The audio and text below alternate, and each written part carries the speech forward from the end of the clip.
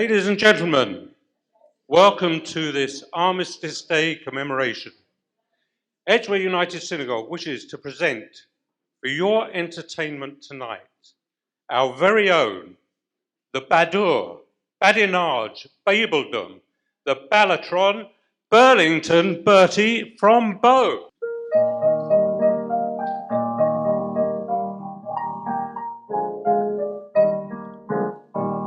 I'm Burlington Bertie, I rise at 10:30 and reach Kempton Park about 3. I stand by the rail when a horse is for sale, and you ought to see Wooten watch me.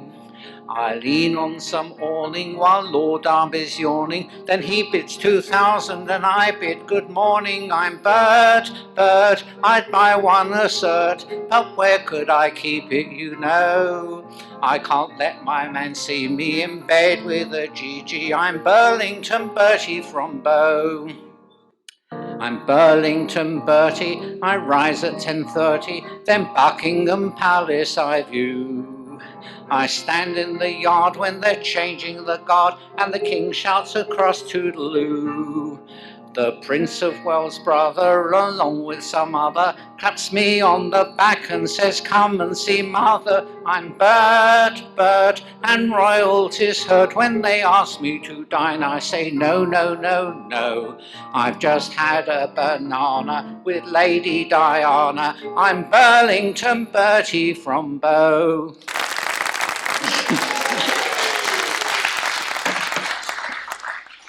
Well, good evening, ladies and gentlemen, and welcome to this Armistice Centenary evening. Last Sunday, Marilyn and I were among the 10,000 people from all walks of life on the People's Procession along Whitehall, passing by the cenotaph, the nation's great monument to honour the war dead, filled literally with hundreds of poppy wreaths. It was the nation's thank you to all those who fought in the First World War.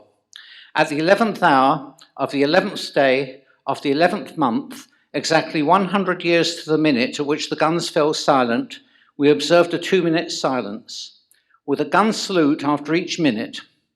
Men, women and children, many of them descendants of veterans from across the country, proudly wearing the medals passed down to them through the generations, the fit and the disabled in their wheelchairs, the military and the civilians, all came together in a massive display of unity and patriotism. So what has the musical song Burlington Bertie from Bow, written in 1915, got to do with the Great War? Well, it was a parody of the original Burlington Bertie, written 15 years earlier in 1900 and sung by Vesta Tilley, about an aristocratic idler who pursues a life of leisure in the West End of London. I think most of us have been to the Burlington Arcade in Piccadilly, which is still a posh upmarket London shopping area associated with luxury goods.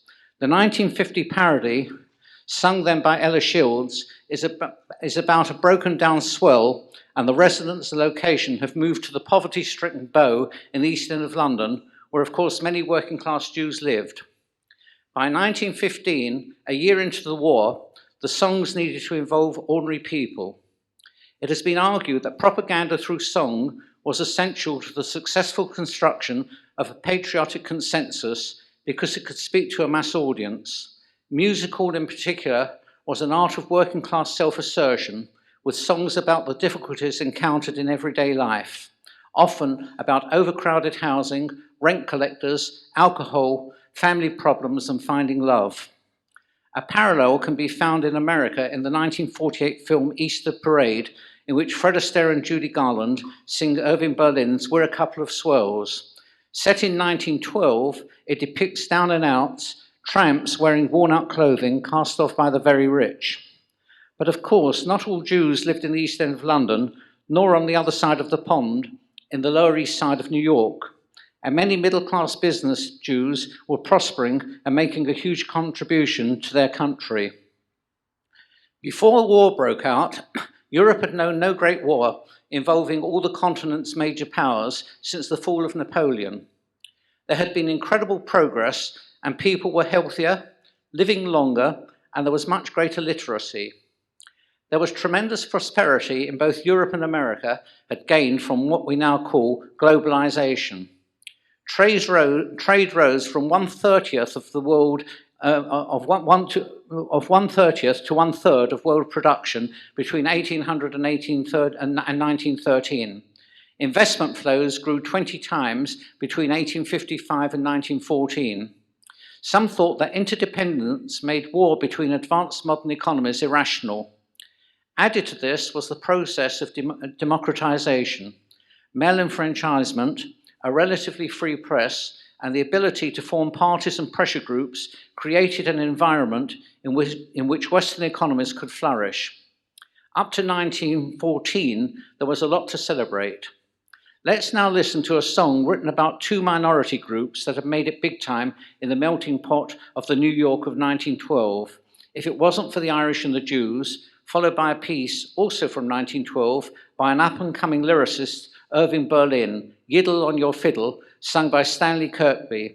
This piece laid the ground for his major success in 1914, Alexander's Ragtime Band.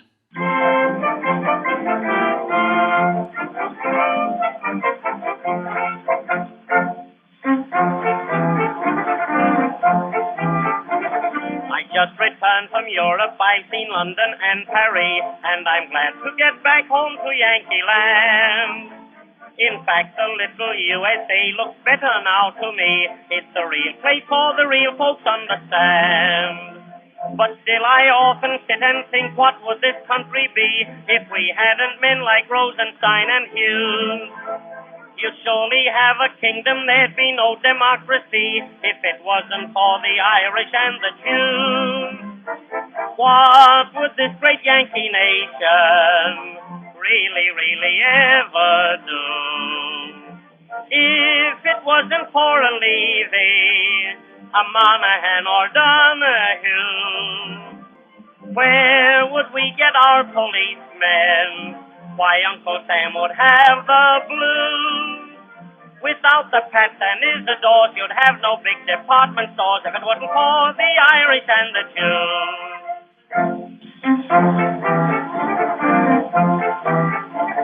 You all know Charlie Froman and his brother Dan, of course. How often have you laughed at Louis Mann? And Lou and Joe, who used to run the little music hall, and that wonder clever George M. Cohan. Dave Warfield, Peter Daly, Charlie Ross, and Andrew Mack. For years and years they drove away the blues. Where would you get your actors from? I'd really like to know, if it wasn't for the Irish and the Jews. What would you do for amusement? There would be no place to go. If it wasn't for the Schuberts, Frank McKee and Marcus Lowe, Kay, Andy and Billy Brady, Hammerstein I mustn't lose. I once heard Dave Velasco say you couldn't stage a play today if it wasn't for the Irish and the Jews. Talk about a combination. Hear my words and make a note. On St. Patrick's Day, Rosinski pins a shamrock on his coat. There's a sympathetic feeling between the Blooms and McAdoo. Why, Tammany would surely fall. There'd really be no hall at all if it wasn't for the Irish and the Jews.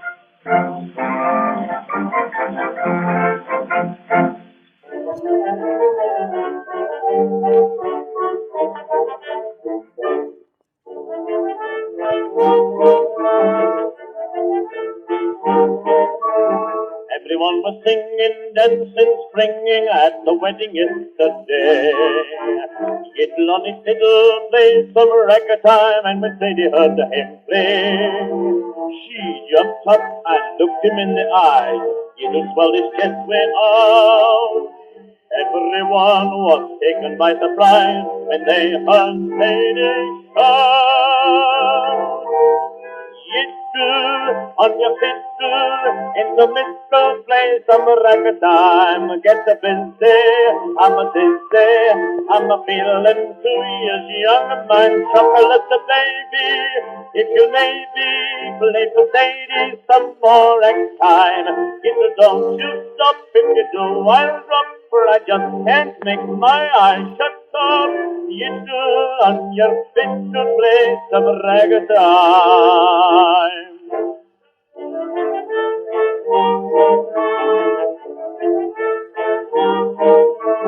At the supper table, Sadie thought it ran away from the truth. She looked all around but could not find him till she heard him drinking soup. Sadie waited till they served the fish, then she jumped upon the floor, placed the shilling right on Yiddle's dish, and yelled to him once more. Yiddle on your fiddle, in the midst of playing some ragtime. Get busy, I'm a dizzy, I'm feeling 2 years young, man, chocolate baby. If you maybe play for Sadie some more time, if you don't you stop, if you do I'll rock, for I just can't make my eyes shut up. Yiddle on your fiddle, play some ragtime. Yiddle, when you play your fiddle, honey, I forget about my money. I'm a diamond. I've got dollars, I've got cents. I will pay you compliments if you'll play for Sadie now a little rag. Oh, go on, like sweet potatoes in the step. I wouldn't do a single step until you start to play a little ragtime. I am going crazy, kid, because you play like no one did. And when you play that rag, you make me feel a dancing kid. Yiddle in the middle of your fiddle, in the middle, play some ragtime. And so we come to 1914.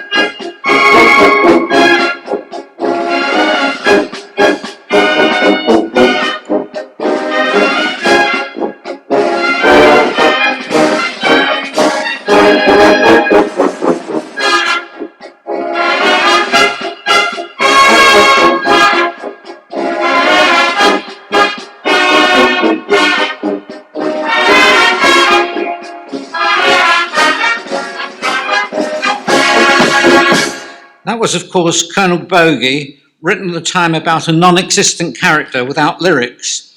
It was only during the Second World War, when words were added, that it became the unofficial national anthem to rudeness. And now to tonight's talk. Ron Shelley, MBE, a former national chairman of Ajax, is a familiar face to us all in Edgware, having lived in the area for 50 years.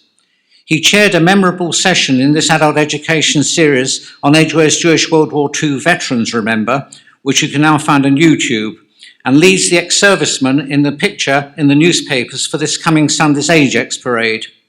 He was awarded his MBE for his outstanding work for services to Ajax and his contribution to the Anglo-Jewish community in this London borough of Barnet. Tonight, he is going to discuss the British Jewish community in World War I on the military and home fronts. At the end of his talk, we shall play some more songs. Good evening. 4 days ago, as you're all aware, was the 100th anniversary of the end of the Great War, as it was then known. That morning, on the 11th of November 1918, men were still being killed, and families who were celebrating the end of the war had yet to receive the dreadful news. The war in which men had joined up in 1914, as they did not wish to miss the excitement, as it was all going to be over by Christmas. And the poet Lawrence Binyon wrote a poem because of the extraordinary casualties that took place in August 1914.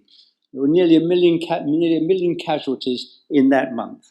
And Lawrence Binyon, the poet, wrote this: "They went with songs to the battle. They were young, straight of limb, true of eye, steady and aglow. They were staunch to the end against odds uncounted. They fell with their faces to the foe. They shall grow not old as we that are left grow old. Age shall not weary them, nor the years condemn. At the going down of the sun and in the morning, we will remember them." And the last verse: "They mingle not with their laughing comrades again. They sit no more at familiar tables at home. They have no lot in our labour of the daytime. They sleep beyond England's foe." And this was the war which was meant to end all wars. This was the war which introduced the weapons of mass destruction, poison gas, the tank, the flamethrower, the introduction of airplanes and submarines, the Zeppelin to bomb civilian targets, and above all, the perfection of the machine gun. This was the war which created such shell shock that men deserted rather than go back to the front. And when they were caught, they were shot at dawn and their families ostracized. Siegfried Sassoon wrote this, called Survivors. "No doubt they'll soon get well. The shock and strain have caused their stammering, disconnected talk. Of course they're longing to go out again, these boys with old, scared faces learning to walk. They'll soon forget their haunted nights, their cowed subjection to the ghosts of friends who died, their dreams that drip with murder, and they'll be proud of glorious war that shattered all their pride. Men who went out to battle, grim and glad. Children with eyes that hate you, broken and mad."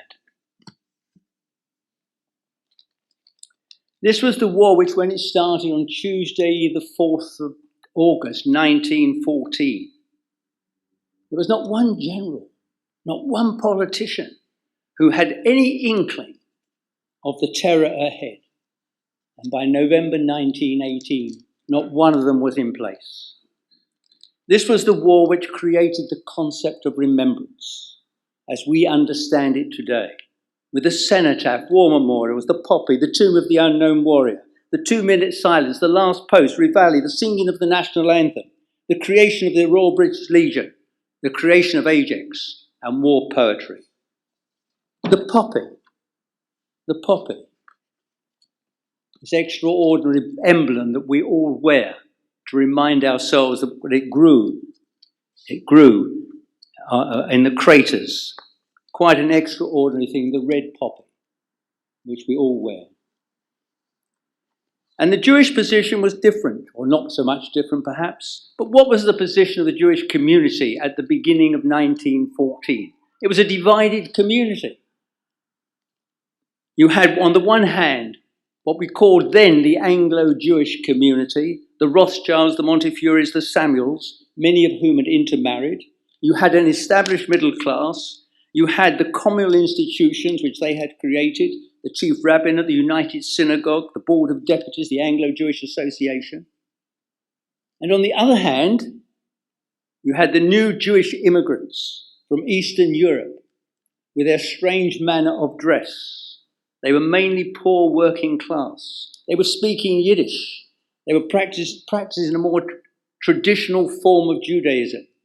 They couldn't relate to the chief rabbi who seemed to them to be an archbishop without the cross, or to rabbis being called reverends wearing dog collars.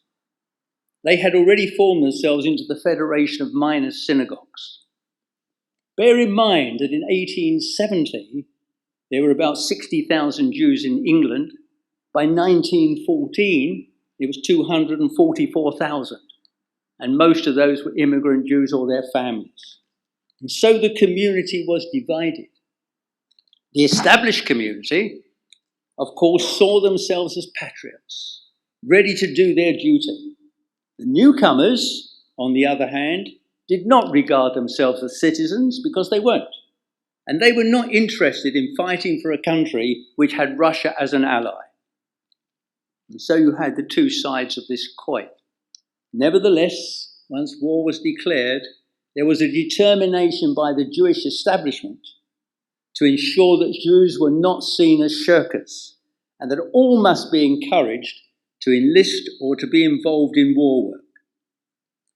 If you read the JC throughout the war, you will find, of course, and won't be surprised at this, there were many articles were devoted to the theme of patriotism, and also to remind the Jewish public not to create financial panic, not to hoard gold, not to store food. I don't know how many of the Jews of the East End had gold to store, to be quite frankly with you. But the JC had a headline: Britain has been all she could be to Jews. Jews will be all they can be to Britain. And this was draped round the front of the JC for the whole of the war, from 1914 to 1918. And the pamphlet which went about joined the special Jewish unit. And then there was the further propaganda, the recruitment poster. Again, with England has been all she could be to Jews. And Jews will be all they can be to England. Your king and country need you. Another 100,000 men wanted. Lord Kitchener is much gratified with the response already made to the appeal for additional men for His Majesty's regular army. In the grave national emergency that now confronts the empire, he asks with renewed confidence that another 100,000 men will come forward. All who are eagerly responding to this appeal are worthy of British citizenship. Well, that was aimed, of course, at the Russians, who had no citizenship. Show that you are not unworthy. And then you've got the terms of service and the pay. God save the king. And if you were at all interested, there were recruitment posters. The Jewish Recruitment Committee. The recruiting officer is now opened at 50 Leadenhall Street. Jews, fall in. Serve with your fellow Jews. Enlist at once.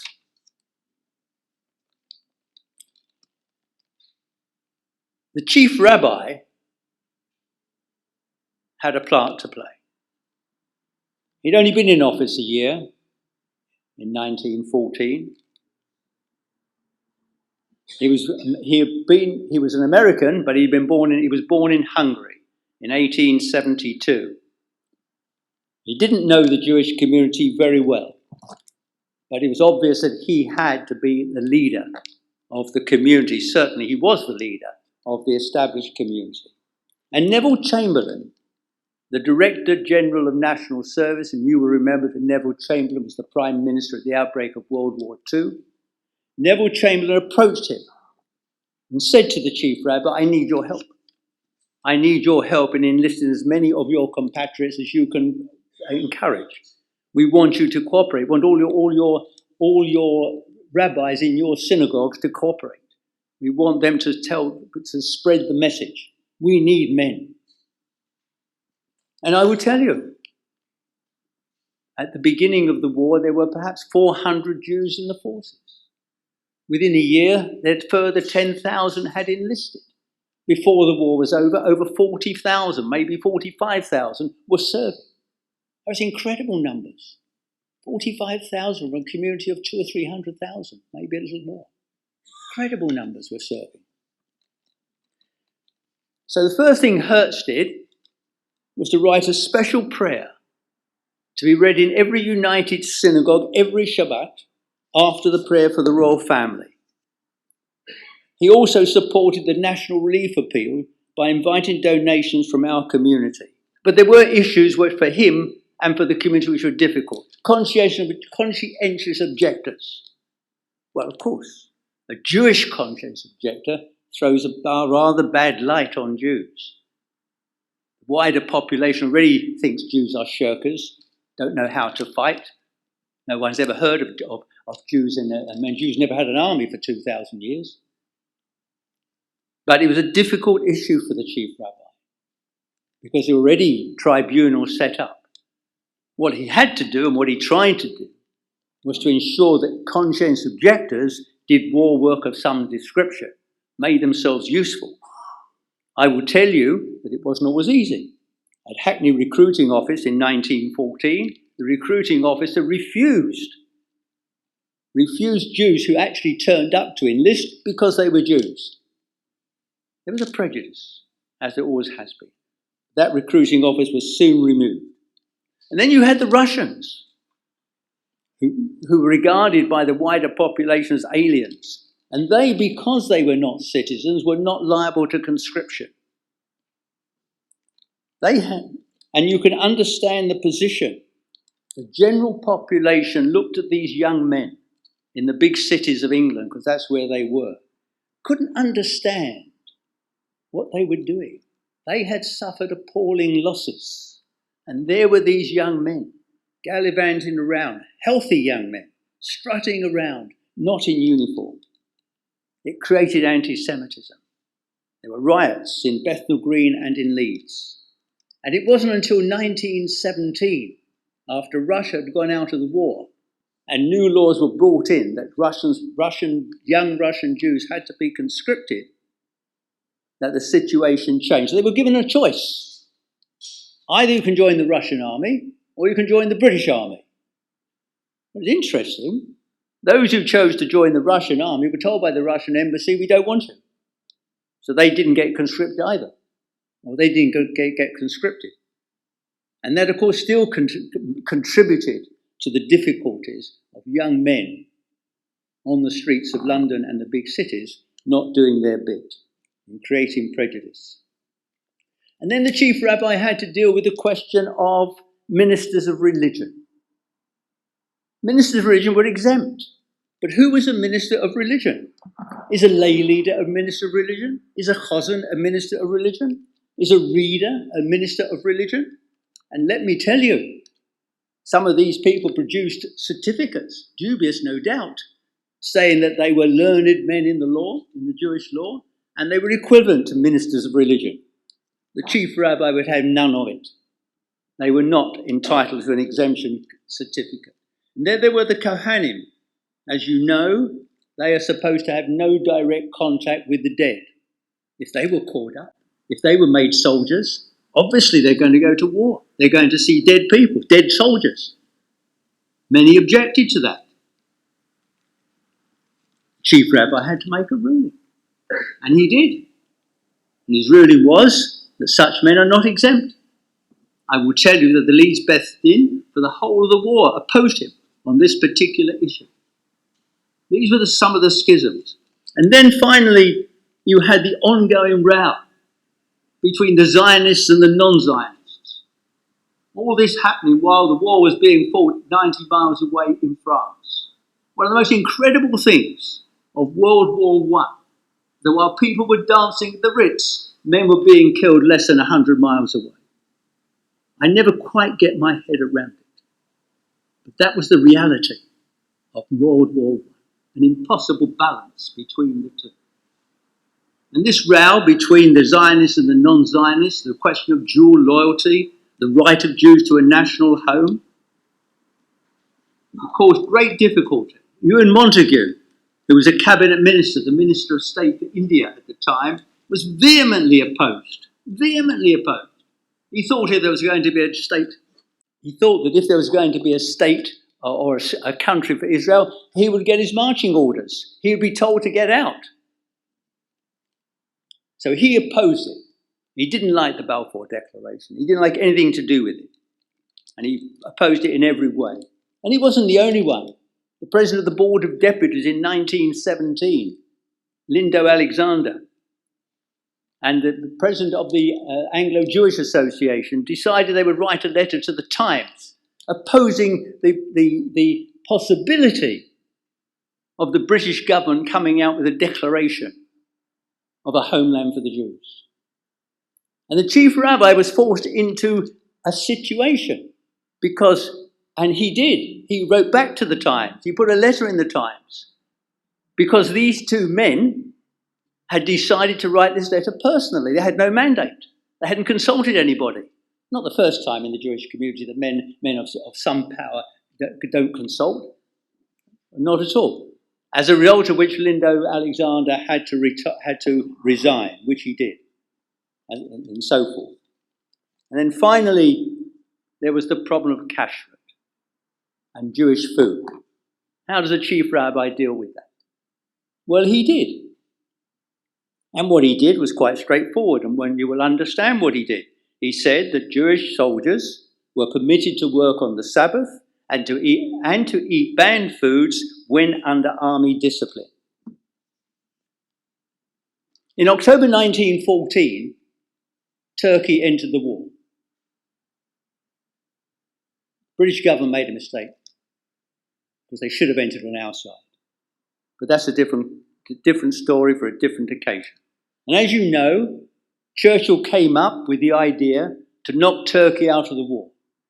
Put a few guns, send the fleet through the Dardanelles, bombard Istanbul.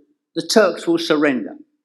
And if the Turks surrender, we can then open the Black Sea, we can send supplies to Russia, they can export their grain, Russia won't be fighting on the southern front as well as the eastern front, the Balkan countries will be impressed, we may be able to open a southern front, and this will be a fantastic victory, because when you look what's happening on the western front, the stalemate, with trenches from the North Sea to the Swiss border, you can understand why the government was desperate for something. So in Egypt at that time was the British Egyptian Expeditionary Force.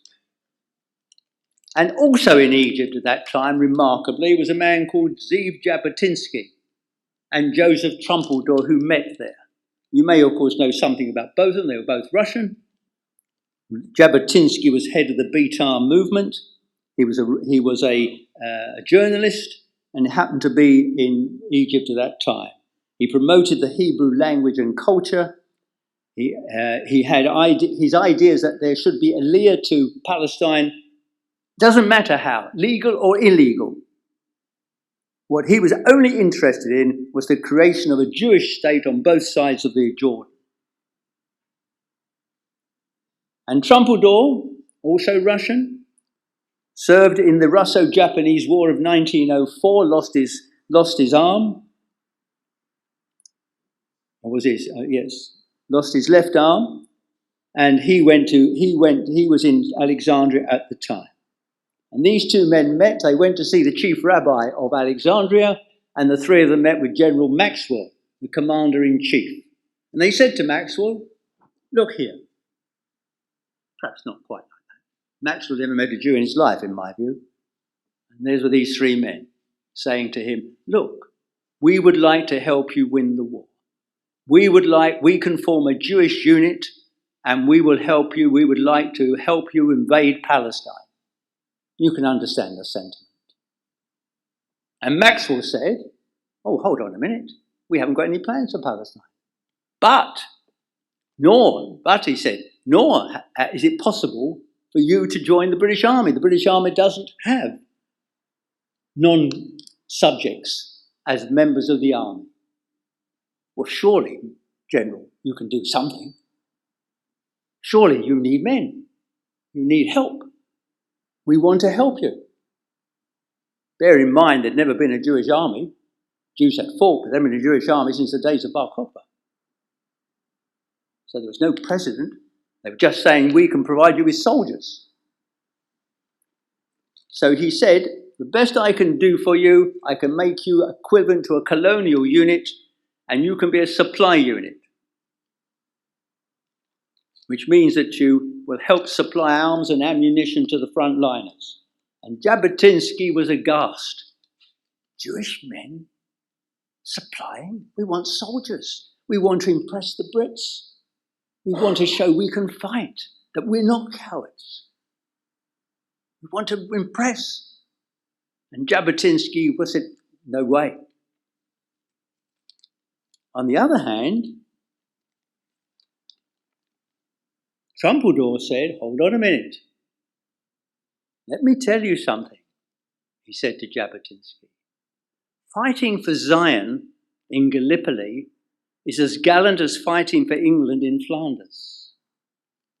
The soldier who ferries supplies and ammunition requires no less courage than the soldier who fires a rifle. And so the Zion Mule Corps was formed.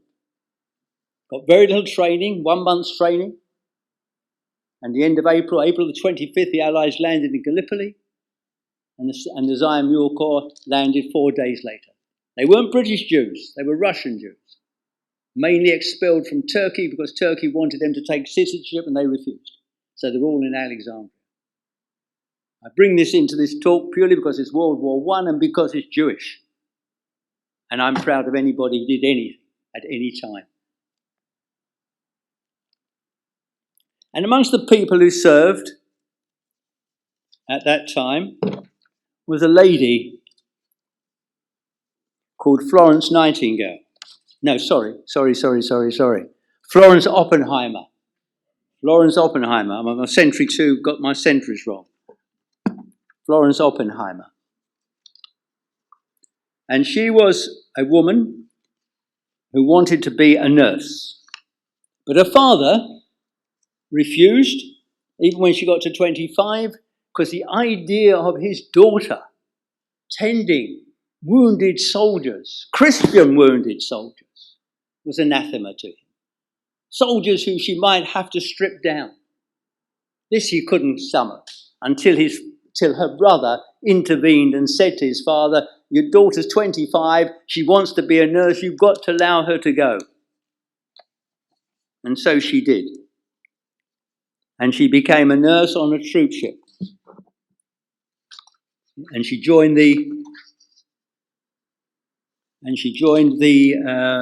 Queen Alexandra Royal Army Nursing Home. And she wrote a diary. And I'll just read an extract from the diary. By breakfast time, we had 1,980 cases on board the ship.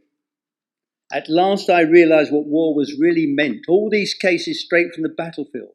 And other ships all around us also taking the poor fellows on as fast as they ever could. All the decks, every hole and corner of the place, was utilised. Half our sisters went off to another ship, leaving us with our own proper number 12. 2 of us were ill, so we had 10 nurses to look after nearly 2,000 patients. One Jewish man at Gallipoli, which you all know was a disaster, was Leonard Keyser. Jewish, born in England, went to Australia, joined the Australian forces, came over at the beginning of the war in 1914. They stopped in Egypt on their way to the Western Front because the Turks had sacked the Suez Canal. And he was serving with the Australians, the Anzacs, at that particular time. And the Battle of Lone Pine in Gallipoli, He did what extraordinary, amazing thing. Not only was he involved, but he decided that when the Turks were throwing over hand grenades, he would catch them and throw them back. An amazing, a Jewish boy. As they came over, I tried to visualize it. As they came over, he was catching them and throwing them back.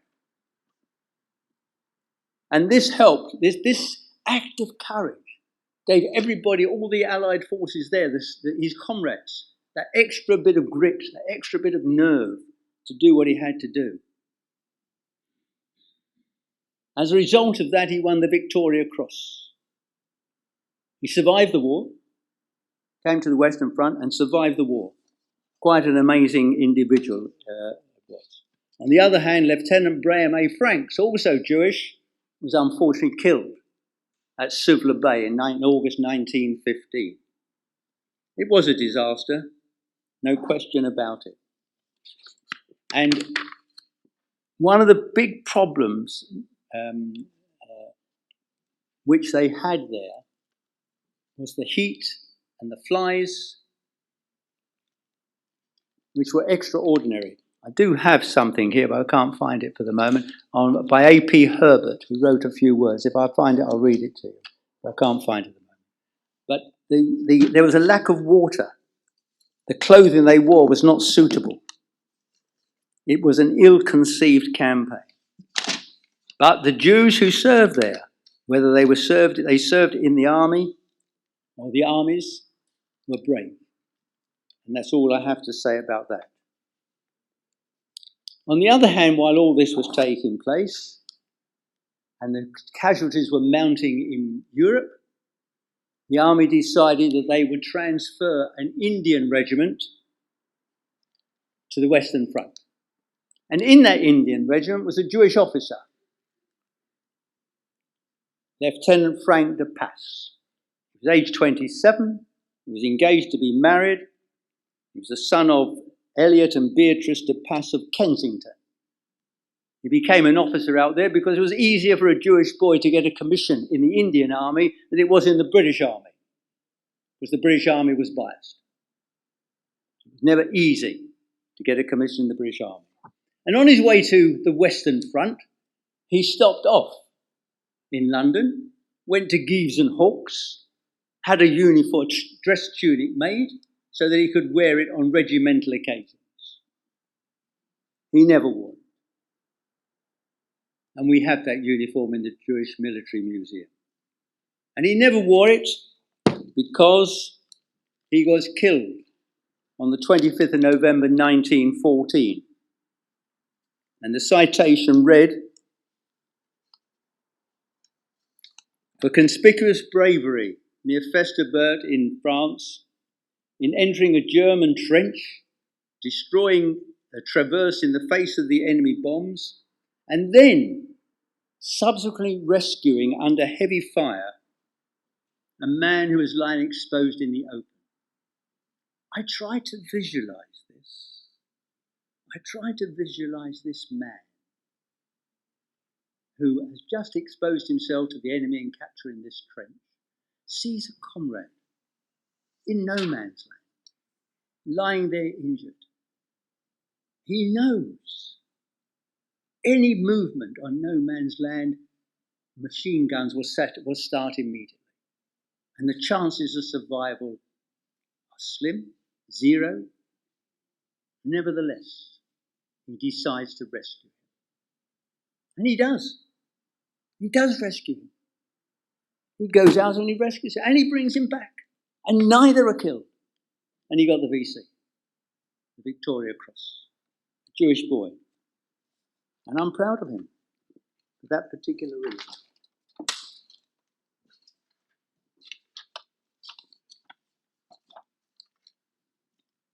Name was Frank de Passe. While all this was going on, of course, you might be interested to know that the community was setting up hospitals. There's a hospital set up at Brondesbury.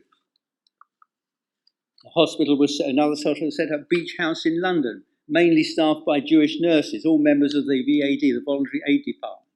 And towards the end of the war, there was another set up Tudor house by Mrs. Bishopper. And in Maidstone, Sir Marcus Samuel opened the Moat Hospital, which he had donated. And Lady Samuel was the commandant who was mentioned in dispatches after the war. And the United Synagogue had an office to help assist members of the Jewish community, particularly those who didn't understand English, and to help those who needed military allowances, pensions, trace missing soldiers.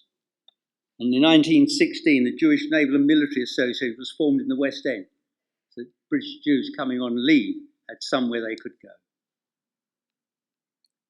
There were so many Jews in World War I that the government agreed that there must be a Jewish chaplain or chaplains. And the first Jewish chaplain was a man called the Reverend Michael Adler. The first Jewish chaplain to be on the British Army to be on active service. And when he went to the Western Front, and he did go to the Western Front, he wore a Magen David on his uniform so every Jew would know who he is and everybody else would know who he is. And indeed, when he was there, Jews came up to him who were serving to talk with him. The mic, sorry. I get a bit excited. I get proud, that's what it is, you see. You must understand me. And at the front line, he would always be looking round. And rather surprisingly, now and again, he came across men with the names of Cohen and Isaacs and Levy who were not Jewish. They just happened to be Christian. He travelled extensively on the Western Front, using any mode of transport he could find, until they gave him a car, which was some time later. He held services, he gave sermons, he issued a book of Jewish thoughts. He wrote letters for soldiers sent home, presumably because they weren't capable of doing it themselves. He conducted burial services. He had printed a short burial service for distribution to Christian padres. He billeted in whatever was available, any bed he could find. On one occasion, it was an undertaker's shop full of wreaths, and the landlady said to him, "Monsieur will not mind these," said the landlady, pointing to the wreaths. "It is better to see them when is alive than when dead." He was the man who, after World War I, compiled the British Jury Book of Honour, which has some 40,000 names. I mean, it's an extraordinary work of Jewish men who served in World War I and the regiments in which they served, which was virtually every regiment in the British Army.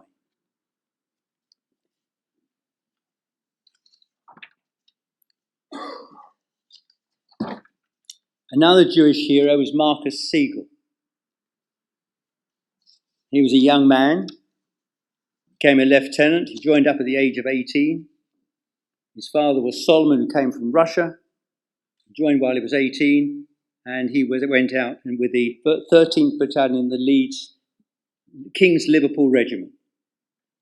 He was an Orthodox man and tried very hard to maintain his orthodoxy. And he used to write letters. We have 150 letters from him, which were given to us in the Jewish Military Museum. I'm just dropping you a few lines to know that up to the present I am quite well.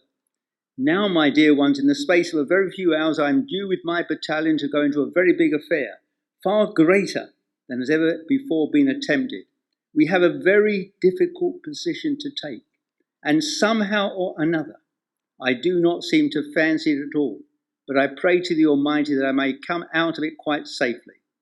If it is not to be my muzzle, all I pray for you is not to worry. The tremendous fighting due to the excellent weather is impossible to describe. Marcus Siegel was killed later that year on the Western Front.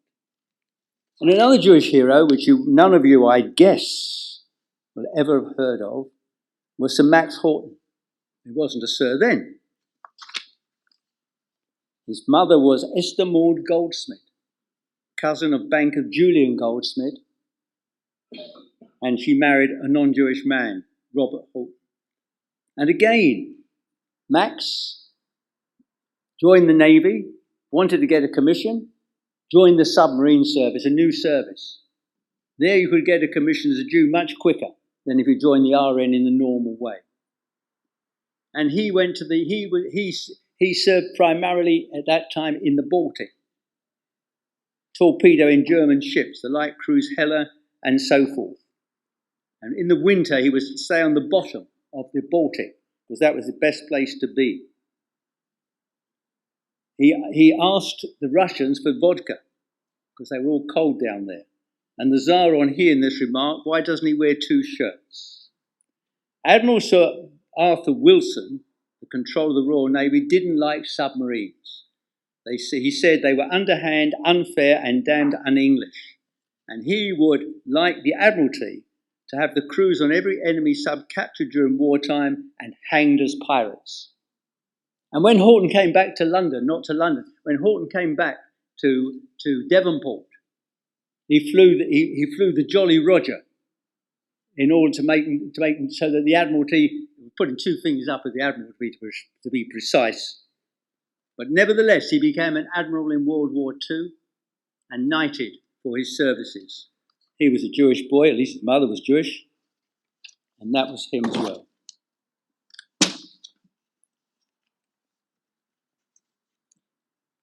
Jewish men fought in most of the battalions of the army. 2 years after the Zion Mule Corps was disbanded, and you know, the Zion Mule Corps, although it wasn't British, was the first Jewish troop. It wasn't an army. There were 750 of them.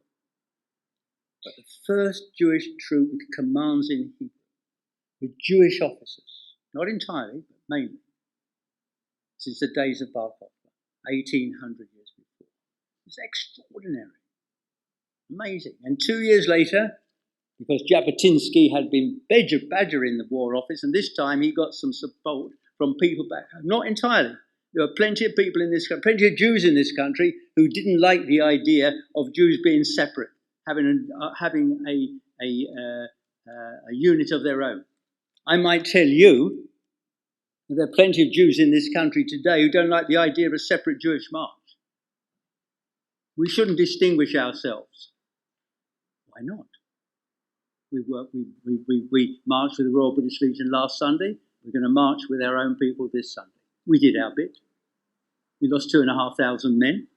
We lost 6,500. We had 6,500 injured. We paid our dues. And if the country allows us to march, think of that for a moment. Think of it. The idea that Whitehall is closed. We'll form up on Horse Guards Parade Ground. Say Kaddish and sing a down our Lom at the Senator. Have the use of the Foreign Office. The police are there. Chief of the Defence Staff or Royalty. 2 years ago, we had Prince Michael of Kent. 5 years ago or so, 10 years ago, we had Prince Philip. Why do these people bother? You should know the answer to that. Yes. Why do these people bother to come out on a bleak Sunday afternoon to review Jewish ex-servicemen and women? Because we've done something, we've given something to this country which is incredible for a small minority. And we're the only minority in this country where that applies. I can see I'm being. But 2 years later, we had another Jewish unit, the Jewish Legion, which was formed in London. There was support for it and there was opposition to it amongst the hierarchy in this country. But it was formed and they went to Palestine. They had a wonderful, in February 1918, they marched from the Tower of London to the Mansion House where they were reviewed by the Lord Mayor, and then through Whitechapel. And the crowds were 6 deep on each side of the road. It was incredible, with bayonets fixed. And they went out to Palestine, and they served with Allenby. I haven't got time to go into what they did. They were involved in battles in Palestine to free Palestine. As you know, Allenby took Jerusalem in December 1917. The big battle at Megiddo was in late 18, and before the year was out, the Turks were in Damascus, and the Turks had surrendered. The Jewish contribution, and I'm going to close here, the Jewish contribution has been somewhat extraordinary. This is just really quite a surface, scratching the surface here. But Sir John Monash, there is just one thing I would like to just say, if I can find what I wanted to say to you. It is quite amazing, the contribution we made. We had a man who specialised in camouflage. We had a man who helped perfect the tank. We had a man who was dealing with men who had been broken by bullets and how to try and repair them. All Jewish men making a contribution in World War I. So let me conclude by just saying to you and reading something from the British Jury Book of Honour. Sir Herbert Samuel, who became the first High Commissioner of Palestine. British Jews, one motive inspired them, duty. One fact fortified them, justice of the cause. Free peoples had to consent to the temporary surrender of much of their freedom in order to save their permanent liberties. And I will tell you that this community, both in World War I and indeed in World War II, should be very proud of what British Jews have contributed to this country. Thank you very much. Well, we're going to come to some World War I songs, a mixture of those that everyone knows and some which you'll probably be hearing for the first time. But before that, I think this evening is in two bits. I'd like to conclude this half by thanking Ron Shelley for his lecture this evening. There's clearly a lot more that could have been said about the Jewish community over the 4 war years, but I think it's probably stimulated your interest to find out more about the topic. We all know that soldiers were fond of the old tipple in the trenches. Indeed, one of the songs went something like the following: if the sergeant steals your rum, never mind. If the sergeant steals your rum, never mind. Though he's just a blinking sot, let him have the bloody lot. If the sergeant steals your rum, never mind. I'm afraid we don't have any rum, but we do have this rather nice bottle of whiskey. Enjoy it at your leisure, but not whilst you're giving a lecture. Thank you very much. Thank you. Right, so we're going to play 3 songs which I think everyone knows to start with. Firstly, It's a Long Way to Tipperary. Surprisingly, not a World War I song, having been written in 1912, but became popular among soldiers in the war from 1914 onwards. The tenor John McCormack gave it its worldwide popularity. It's not a warlike song, rather it reflects the longing for home. Keep the Home Fires Burning is by Ivan Novello, a patriotic World War I song, and also is looking with nostalgia for home. It was recorded by all the leading singers of the day: James F. Harrison in 1915, Stanley Kirkby in 1916, and John McCormack in 1917. And Pack Up Your Troubles in Your Old Kit Bag and Smile, Smile, Smile is 1915, a marching song aimed at maintaining morale despite all the horrors of the war.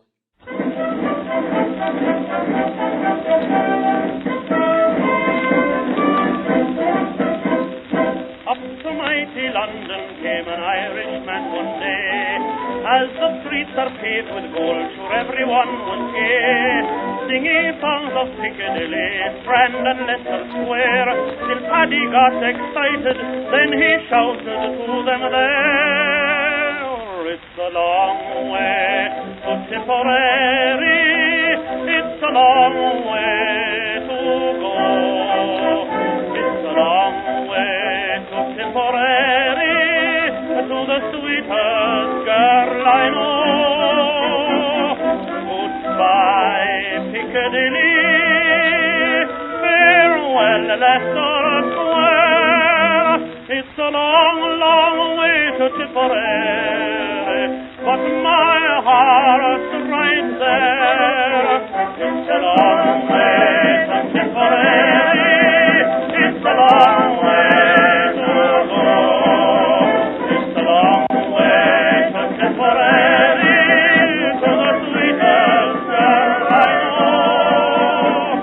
Goodbye, Piccadilly.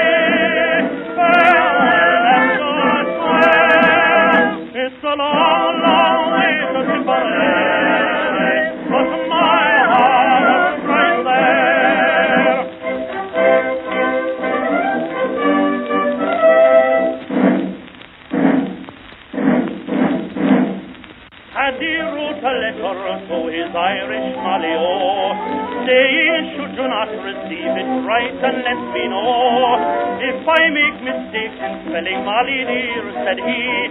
Remember, it's the pen that's bad, don't lay the blame on me. It's a long way to Tipperary, it's a long way to go. It's a long way to Tipperary, to the sweetest girl I know. Goodbye, Piccadilly, farewell, Leicester Square. It's a long, long way to Tipperary, but my heart's right there. It's a long way to Tipperary, it's a long way to go. It's a long way to Tipperary, for the sweetest girl I know. Goodbye, Piccadilly, farewell, Leicester Square. It's a long, long way to Tipperary, but my heart's right there.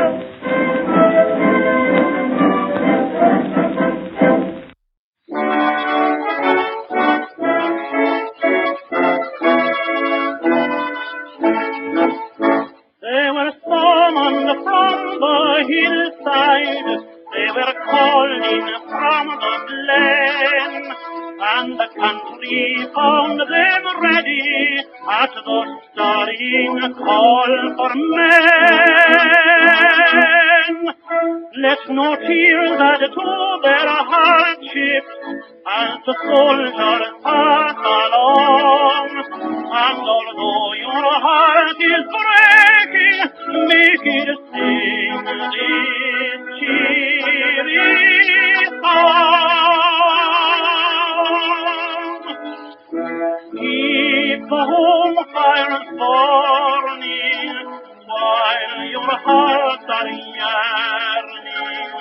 Though your lads are far away, they dream of home. There's a silver lining through the dark cloud shining. Turn the dark cloud inside out till the boys come home.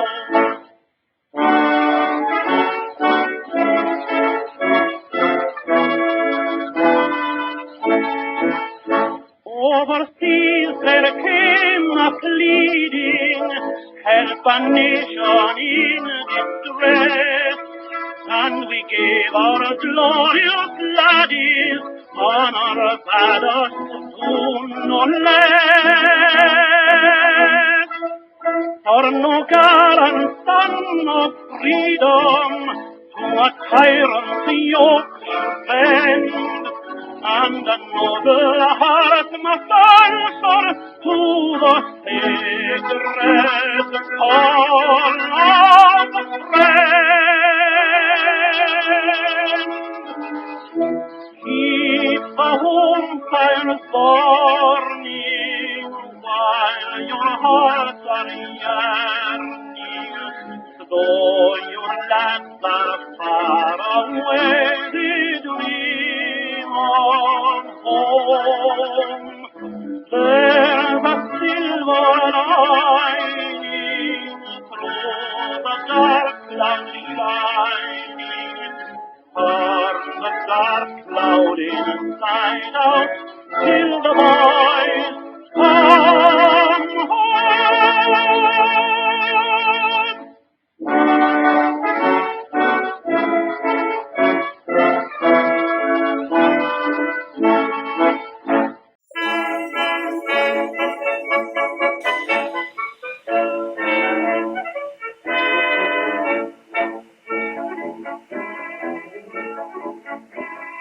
Private Percy's a funny little codger with a smile, a funny smile.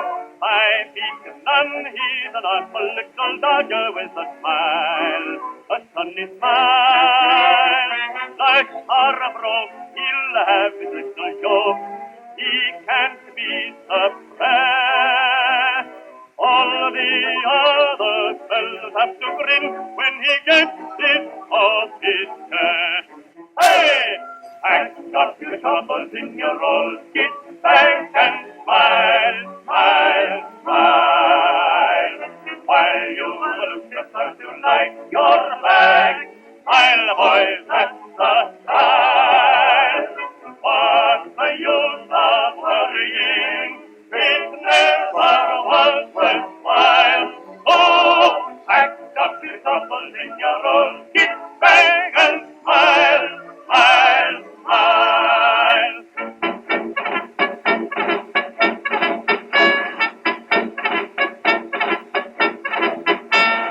Private Perks planned to march into Flanders with his smile, his funny smile. He was loved by the privates and commanders for his smile, his funny smile. When a throng of Germans came along with a mighty swing, Perks yelled out, please, please, the work is mine. Keep your head down, boys, and sing. Hey! Pack up your troubles in your old kit bag and smile, smile, smile. While you look the first to light your bag, smile, boys, that's the style. What's the use of worrying? It never was worthwhile. Oh, pack up your troubles in your old kit bag and smile, smile, smile.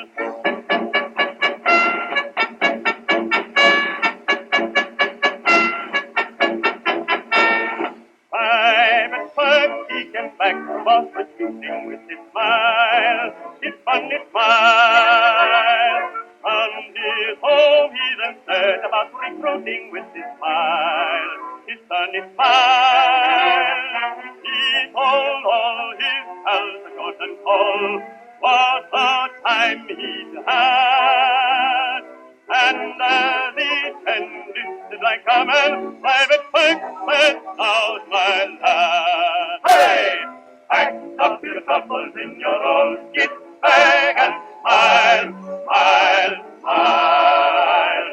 While you look the first to light your bag, smile, boys, that's the style. What's the use of worrying? It never was worthwhile. So pack up your troubles in your old kit bag and smile, smile, smile.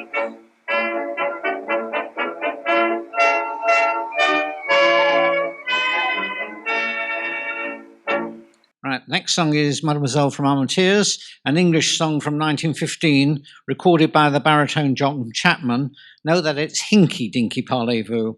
There are a variety of lyrical versions, but tonight at least we have no interest in 3 German officers crossing the Rhine, nor what the Yanks were doing behind the line.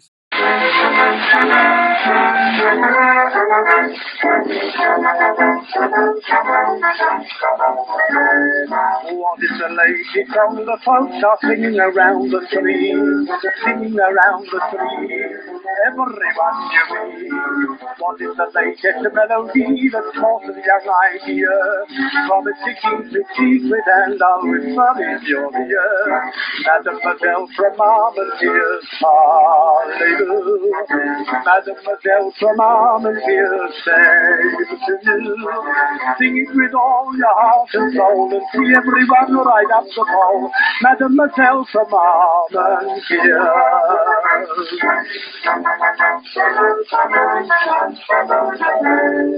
Standing on cross from Glasgow town, he put on his kilts one day, down with the blinding spray, merry and bright and gay. Out of the fog he strolled along, the wind was rather eye. Who was the girl that turned her head but only shut one eye? Why, Mademoiselle from Armistice, parlez-vous. Mademoiselle from Armistice, sing to you. Sing it with all your heart and soul, and see everyone right up to the pole. Mademoiselle from Armistice.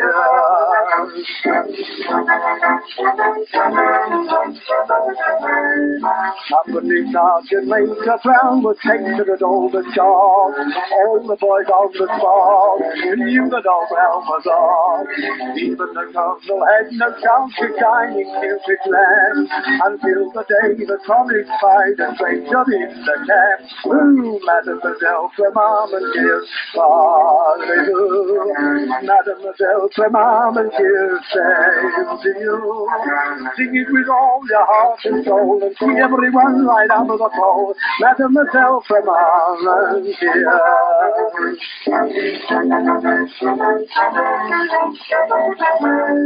Up in his aeroplane one night when Robinson for the flight. Everything all right, beautiful moonlight night. Circled around the moon a while, its wonders to explore. Look at the loop above the clouds and watch the sinking door. Mademoiselle from Armistice, parlez-vous. Mademoiselle from Armistice, time to do. Sing it with all your heart and soul and see everyone right up the pole. Mademoiselle from Armistice.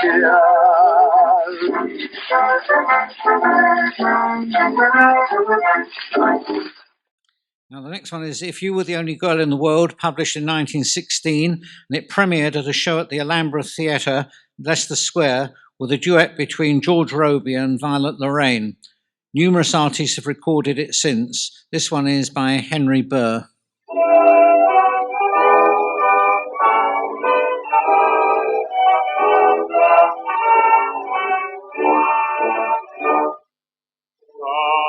Sometimes when I feel bad and things look blue, I wish the girl I had, say, one like you.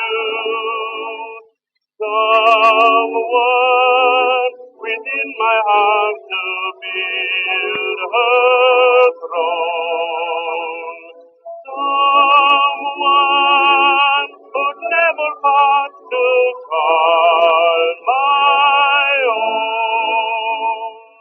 I'll try a love to teach dear born untrue.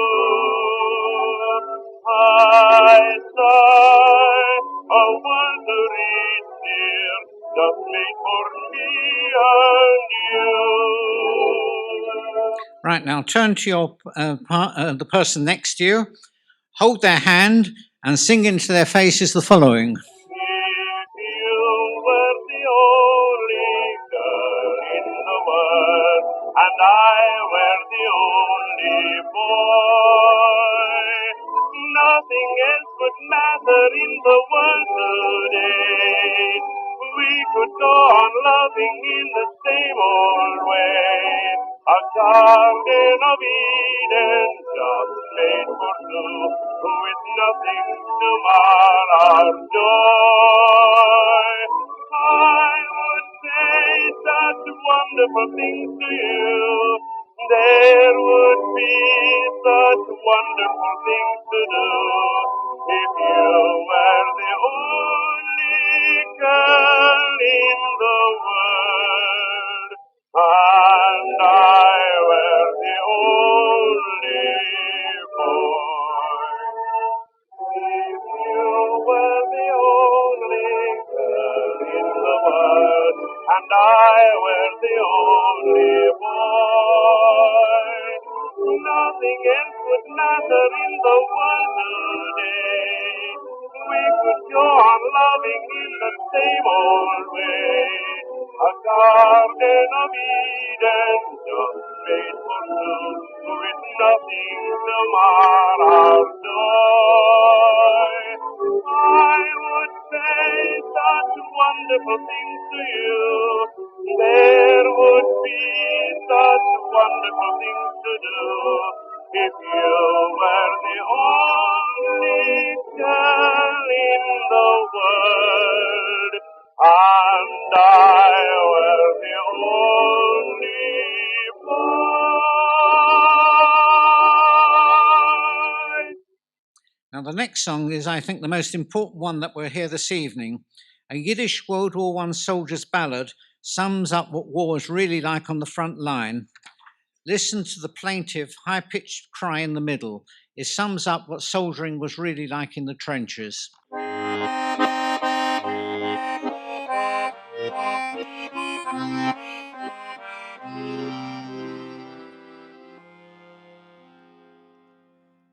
Das 14. Jahr ist angekommen heute.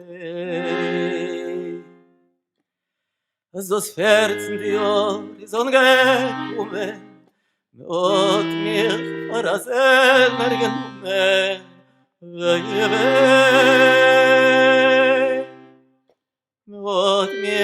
verrasen genommen,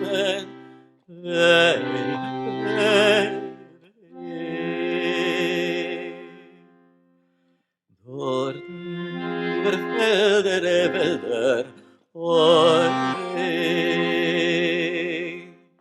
dort über Felder, Wälder, liegt in a Kugel getroffen, a Sender,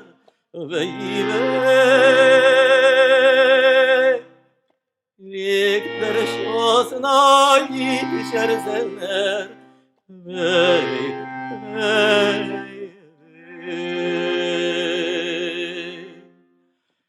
sein Körper ist zerrissen, oi weh. Sein Körper ist zerrissen, von seiner Wunden tut Blut gießen, oi weh. Von seiner Wunden tut Blut gießen,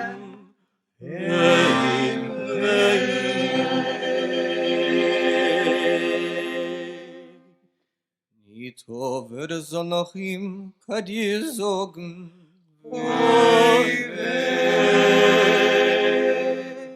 Nit over soll noch ihm Kadir sorgen. Nit over soll ihm das Licht nicht trocken. Nit over soll ihm das Licht nicht trocken.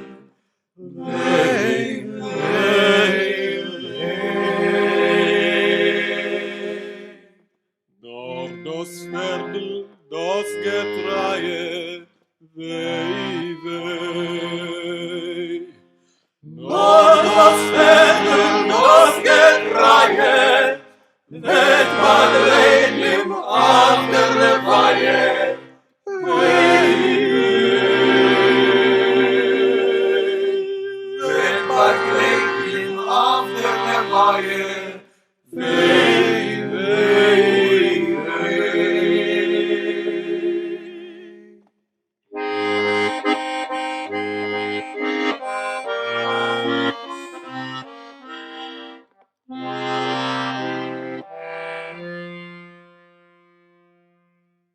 Du waran, du schwarzer Vogel, weh, weh.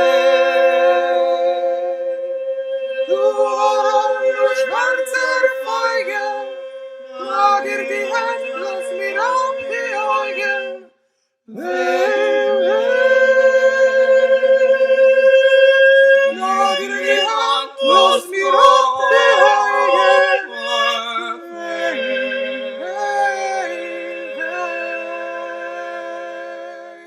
Vogel, du kennst fliehen über Jammen, weh, weh. Du Vogel, du kennst fliehen über Jammen, flieh ich hin und such mein Mammen, weh, weh. Flieg ich hin und such mein Mammen, weh,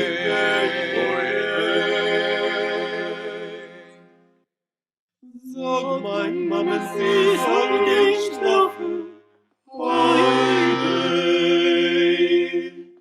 Sog mein Mammen, sie soll geschlafen, und zu ihr Sohn soll sie mehr nicht hoffen.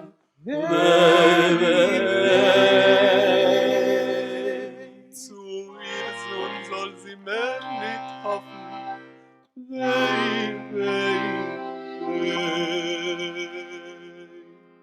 Sog mein Mammen, sie soll gehen essen.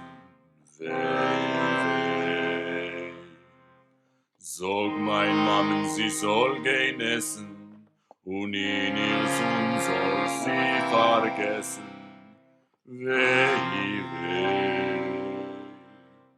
Und in ihr Sohn soll sie vergessen.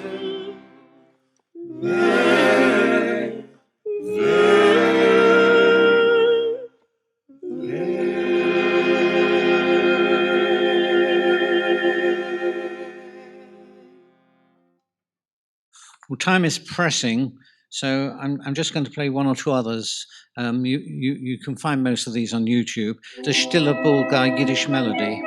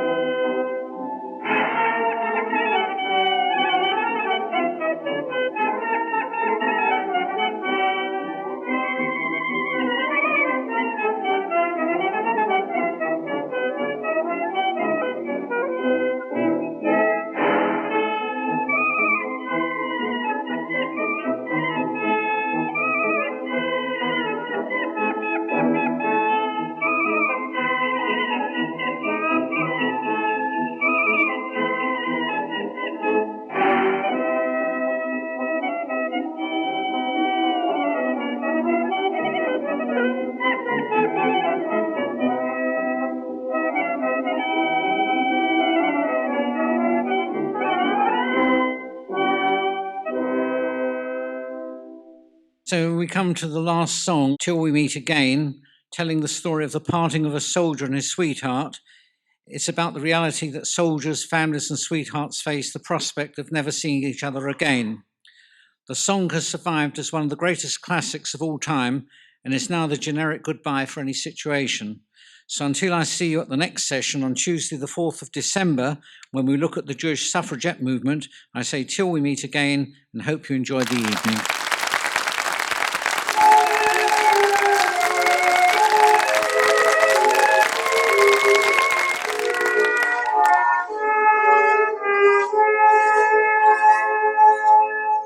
There's a song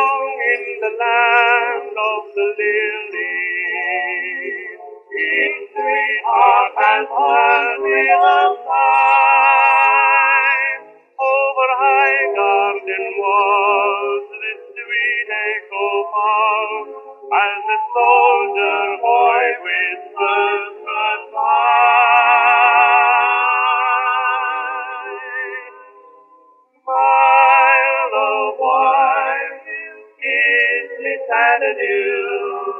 When the clouds roll by, I'll come to you. Then the skies will seem more blue. Down in lover's lane, my dearie, wedding bells will ring so merrily. Every tear will be a memory. So wait and pray tonight for me. Till we meet again.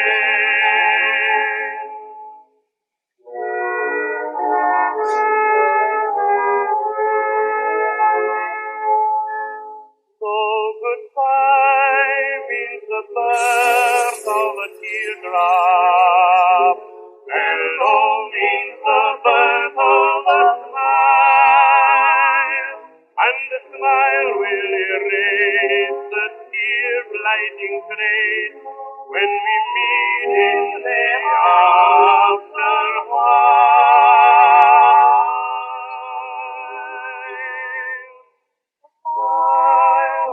while you kiss me sad adieu.